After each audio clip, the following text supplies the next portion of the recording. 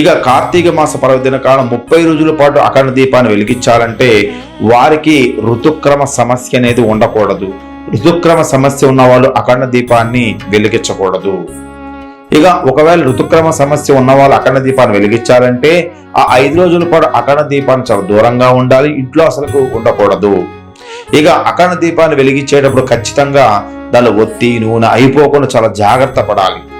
ఒకవేళ వెలిగించలేకపోయినప్పుడు తిరిగి వెలిగించే ముందు దానికి ధూప దీప నైవేద్యాలు పునఃపూజ మొత్తం కూడా పూర్తి చేయాలి.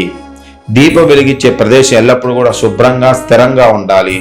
పూజ కోసం ఒక ప్రత్యేక స్థలాన్ని ఎంచుకోవాలి. ఎక్కువ శాతం కూడా దేవత ఎక్కడైతే ఉందో దేవతకి కొద్ది దూరంగా ఈ యొక్క అఖండ దీపాన్ని పెడితే చాలా మంచిది. ఇక అఖండ దీపానికి పూజా సమయం ఉదయం సాయంత్రం ఖచ్చితంగా సంధ్యావేళలో దీపం అనేది వెలిగించడం చాలా మంచిది.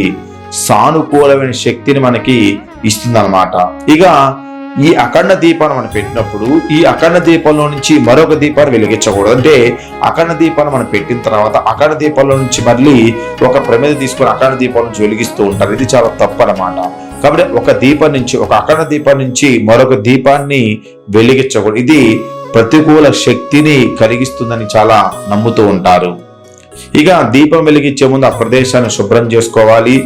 కుదిరినట్టయితే ఆవు పేడతో అలికి దానిపైన కొద్దిగా మనం ఏంటంటే ఒడ్లనే ఉంటాయి, మనకి ఒడ్లు పోయాలి, ఒడ్లు మాత్రమే పోయాలి. ఒడ్లు పోసి ఆ ఒడ్ల మీద ఈ యొక్క అఖండ దీపాన్ని ఉంచాలి. ఒక ప్రమిద పెద్ద ప్రమిద తీసుకొని పెద్ద ప్రమిదలో ఈ యొక్క అఖండ దీపాన్ని ఉంచి అఖండ దీపం ఉంచడం వల్ల మంచి యోగప్రదము. ఇక అఖండ దీపం వెలిగించే ముందు దానికి అవసరమైన పూజా విధానాలు మొత్తం కూడా తెలుసుకోవాలి.